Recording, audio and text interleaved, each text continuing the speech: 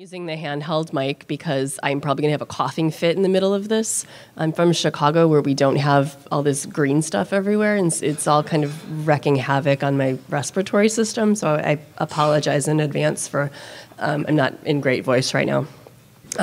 So I'm talking about helping our help pages and how that helped us as well. I'm from 37 Signals, and I'm on the support team there. My job is to write documentation for customers, write email to customers. My job title that I've kind of claimed is opinion terrorist. My boss called me that one day, and I said, "Oh, hell yeah!" So that's what I've been working with for now. I don't know if you're ever a former librarian, but I went to library school and worked as a librarian for mumble years until I sort of outgrew that and got the gig at 37 Signals. So I just want to tell the story of our customer-facing support pages, where we started, where we ended up, and how we got there. So these are the old pages, the original pages, and they were launched in the summer of 2010 before I started, so I couldn't give any opinions, and I have no problem denying any responsibility for these. This is not my fault, and I cannot emphasize that enough. If you want to follow along at home, that's the URL for them. You can take a look. And the intent behind these was to be instructional, because our apps are pretty self-service, and the help pages were designed to help customers find information for themselves. And they cover our 4 original products: Basecamp Classic, which is project management software; High-Rise, which is contact management; Backpack, which is kind of obsolete now; and Campfire, which is a chat room program. And this is what they look like. They're organized as questions and answers. So if you're a new user to Basecamp, can you guys read that? I don't know. You might come to the help pages looking for help getting started. You're an undirected browser at this point, so you don't really know what you don't know. And you think, oh, the help pages are going to help me. Not so much. So this is the first question you see. What are your global feeds on the dashboard? Like, what does that mean? If you've never used Basecamp before, do you have any idea what this is going to tell you? Even if you have, like, what does that mean? So spoiler, it's about RSS feeds, which is super modern. It's 2013. We're all still using RSS feeds. It's not about getting started. It's not about working with people or your account. It's just some obscure corner of Basecamp. So why is that the #1 question? And it's not a stupid question. It's a stupid answer. It's because that question has been clicked on the most number of times. So what we're seeing here is the winner circle effect in action. So it's the most popular question because it's the most popular question. You go to a list of questions, you're going to click the first one because you figure that's important for some reason. So yesterday morning, it had been clicked 111,461 times. And then today at 12:30, it had been clicked 111,445 times since 2010. So within a day, it's got 100 more clicks for some reason. So the idea behind this was that people think, oh, when you're clicking it, it's because you think that's helpful, and it's upvoting the question because it's relevant to you. But it's not. It's just recording how many times it's been clicked, which it doesn't help anyone. So these are the top 3 questions. So we get your global feeds. Can I create sub-projects in Basecamp, i.e. a project within a project? And what is iCal Ender? And how do I use it with Basecamp? So there's no narrative here. This doesn't make sense to you. There's no logic or connection between these questions. And this infuriates me because this is number 8. Why would I want to put my logo in a white box? The text is lacking empathy, isn't it? It's got a tone to it that just, okay. So if you're an owner, you're going to upload your logo, and if it's not wider than a certain width, you'll want to put it on a white background so it doesn't look wonky. You do that once. But this has been clicked on 43,000 times. So when you look back at the questions, you can't browse through these. You can't explore and learn about Basecamp Classic. There's no definitions. You're like, what is a project? What is a company? What is Basecamp? And the design doesn't help. I describe these pages as looking like an unfinished basement because they kind of follow the structure of the house, but you don't want to show these off to company. So if you're an experienced user, maybe you can look at the sidebar there and see, oh, okay, these are categories, and I know what this feature is because I looked at Basecamp. So I can go into that category and maybe find what I'm looking at. But these are nouns, so you have to know the vocabulary. They're not verbs that really address the actions you want to perform. Oh, and I also want to point out, the miscellaneous category there, the outliers, has 17 questions, which is more than some of the actual categories. So I don't know. So this is the people and companies category, and you can see it's all Q&A. And can you find what you need here?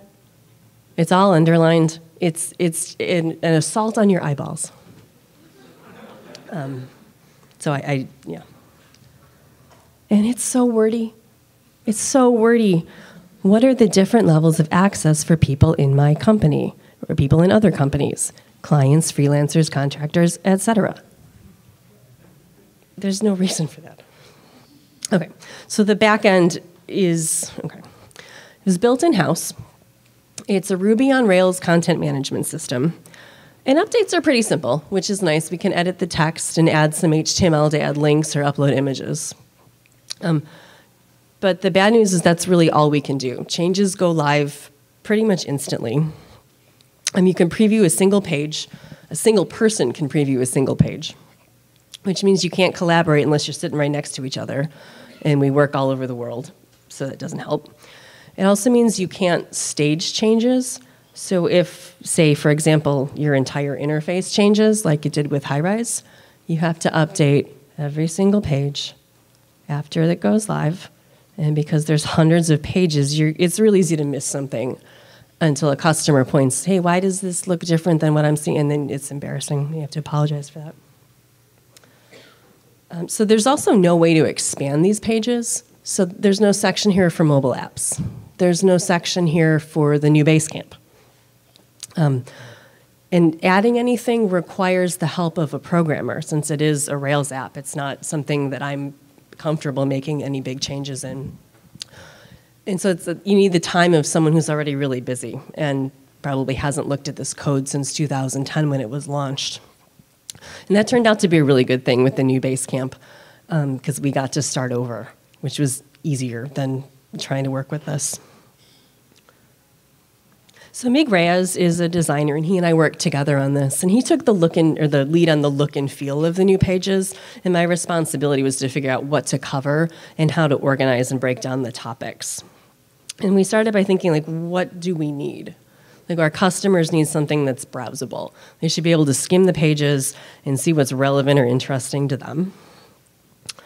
They want something intuitive. Your global feeds is not intuitive. We need something that's written in a vernacular that people understand without having to look it up. We want something that reflects their actions and activity. It's nobody's goal to be really good at Basecamp. Basecamp is a tool that you use to get your work done. And so if you have to learn vocabulary, it's not doing its job. And so we wanted the help pages to adapt to reflect people's actions that they needed to perform. And someone new to Basecamp should be able to use these as a starting point so they could learn as they go.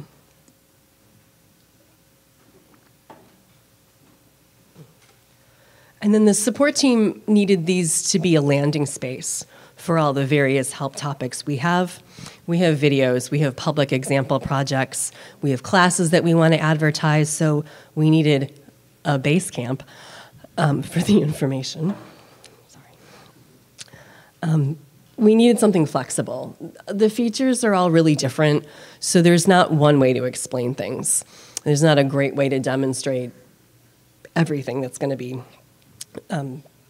There's not one way to demonstrate how to best use these features, and the help pages should reflect that.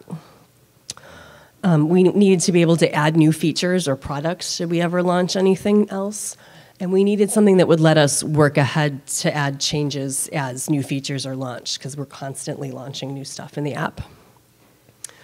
And we needed a software platform that would let us accomplish this. So Meg and I sat down with Javon Makmali, who's one of our programmers, and he had his own independent Ruby on Rails content management system, and we wanted to see if that was going to be the right fit for us. And it wasn't, because it would have put us right back where we started. We would have needed a developer's help when making changes, and we talked about other content management systems, like would Drupal be the right fit? And we said, no, it's all going to be way too complicated. We needed to simplify. So Javon mentioned Jekyll, and the crowd went wild. And I'll come back to Jekyll, because I know the suspense is killing you. But this is what the pages look like. They were launched at the beginning of February, and this is not an unfinished basement. This is like the back deck add-on with the fire pit and the hot tub, and you can't wait to have company over to see these. And this is the URL if you want to take a look at them. So they're calm, and they're organized. And where do you look for help in your iPhone app? You go to the mobile section. And if you need to add people to a project, you could go to the people section. And if you need help changing your password, you go to you. You know where to start. You intuitively know how to use these. You don't have to figure them out. So this is what a help page looks like. This is Projects 101. Helps you get started. It defines what is a project, first of all, which is great. And it gives you examples how you might use it, and then walks you through the process of adding stuff. It tells you a bit about each component and gives you links to other sections for more exploration. And this is at the bottom of the page. You can read through these like they're book chapters. So the next section after this is project permissions. And the sidebar navigation also helps you just browse. You could drop right into a topic that you're interested in. And each topic gives you a good understanding. It tells you how the feature works. So email in, here's how to use it. And then it tells you what would you do with it. And I love this because it helps engage people with their account a little bit more and maybe inspires them to find new uses for the features. We got more concise. Instead of what are the different levels of blah, blah, blah for who and who, we changed that to a page called Permissions within your projects with a complimentary video called Who Can See What? It's just so much nicer. So FAQs were mentioned yesterday, and there was a reaction. I hate FAQs, I'll say that. And what I really hated about them in the old help pages was that they gave us permission to just answer the question we were constructing. And I thought that was a super manipulative thing to do. I can kind of understand it if you're on a marketing page and you're trying to just highlight the best features of something. But if you're in a help page, just give everybody all the information they need in one spot and don't make them hunt around to find it. It just made me crazy. So I think that we used FAQs responsibly here. These really are questions that we saw frequently. And there's a few of them so that it's a useful thing. You don't have to browse through a million of them. And they're curated, so these are questions that people actually ask us. And the answer is actually a link to the documentation elsewhere in the help pages. And I love this page. I also learned recently that Europeans are very, very particular about starting their calendar week on Mondays. They feel very strongly about that. So this really was a question that we got asked frequently. And I love the answer because it's got a lot of personality to it. It's funny. Like the support team, we have a personality, and this is something that you'd get an email back like this from us if you sent us a question. So you really do see that shining through in these pages. I'm not going to show any videos today, but I do encourage you to take a look at these because now they have a home. Our filmmaker, Sean Hildner, grows a serious beard. And he's also really good at making a really dry topic seem accessible and interesting, engaging in a 60-second video. And I'll deny saying that if he tells him, you tell him. So the background of these is Jekyll, which was developed by one of our programmers, Nick Carano, actually. Humble brag. And Jekyll is a framework for creating static websites. And it's kind of an intermediary between just straight HTML and a full-on content management system. It's used a lot for blogging software. And Mig actually used it for one of his own websites before, so he had experience and could leap right into it. And it's nice because it separates the coding and the site mechanics from the actual content of the site. So if you're on the support team and you're not real techie, you're only going to need to look at 3 of those folders. The drafts folder for a new template, the posts folder for editing a live page, and the images folder for uploading an image. And everything's in a markdown file, so you don't need to try and figure out HTML code. And Mig set up these templates that just help you get started writing immediately. And it's nice because you don't have to worry about the code. You can just concentrate on what you're actually trying to write, which is kind of refreshing. Most of the folks on the support team didn't already have a development environment set up, so we got to go through that with them, which was kind of fun. So our installation checklist, everybody needed to install Xcode with the command line tools, and then Homebrew. And then Git, because we're uploading everything to GitHub, so they needed to generate their SSH key. And then they installed Ruby. And then RBenv for Ruby versioning. And then Bundler for whatever the hell Bundler does. And then POW, so you can serve these right from your computer. And finally, you got to install Jekyll. And once you got Jekyll installed, you got to pull the repo from GitHub and then bundle, install, and rake up. And it was just that simple for everyone. So now all 9 of us on the support team can edit these pages. And everybody has made at least one commit to GitHub that's been pushed live to the site. And this is my baby, so I'm like really excited to edit these. And I know that the other folks probably won't do much more editing, but they can. And I don't want people to be like intimidated by the technology behind it. So if they don't want to, that's fine, but they don't get to say that they can't. So when people made their first ever commits to GitHub, we had a little campfire celebration with all the stupid little noises that we play in Campfire. So it's cool to see people who aren't super techie getting to do this. It was nice to just see that kind of opening up to them. And I think it gave people a little more insight into the programmer's work, because we're very focused on how we do things for the customer, and we have a lot of empathy for the customer. And the people we work with really make stuff look easy. And I think this view gave people a little more insight into how much work you really have to do as a developer. So you have a little more empathy for the programmers now, I think.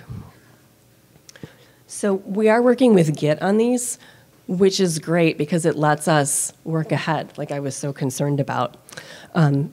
We can use Git branches to stage changes. So we had the iOS page ready to go when we launched our iPhone app, and that's like the first time we've ever been able to do that. And I love it because it's making the help pages like the final step in feature development. And it makes us more part of the development process because we're ready to support the feature right out of the box. And we can also experiment with branches. So if you wanted to say, oh, I want to try maybe adding a search bar, because we don't actually have a search bar right now, you could play around with that just to see how it goes. Jamie DeHanson is one of our marketing designers, and he mentioned something to me that really hadn't occurred to me. Product support is marketing. And it makes sense as soon as you say it out loud, but I hadn't really thought about it for a while because I'm so involved in this support stuff.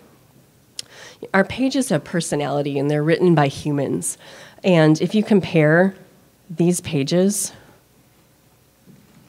one of these pages were developed and written by people who care about customers. And one doesn't look like they were.